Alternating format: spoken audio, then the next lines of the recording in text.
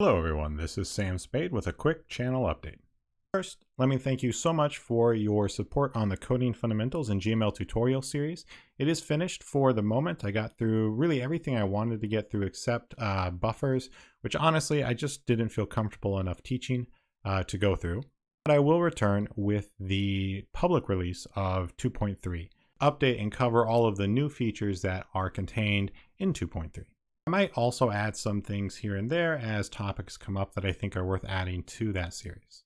I did just move and summer is a little bit busier, so you might notice both a slightly different recording setup and it might change a little bit over time as I try to refigure out how to set everything up and get it all to work again. And videos might be more erratic. I might not be posting quite as regularly, at least for a little bit. Remember to subscribe and ask for notifications so you can be notified when I do post one. I do have another series that I'm starting up.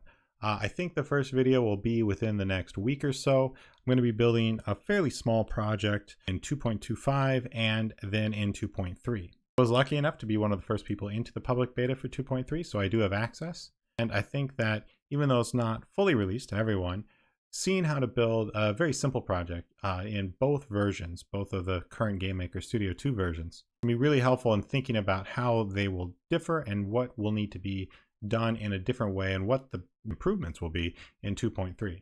So it's not going to be on anything particularly complicated, and we're going to be focusing more on design and how that design will change from the current version of GameMaker Studio to version 2.3. All right, that's it, and thanks for the continued support on these series.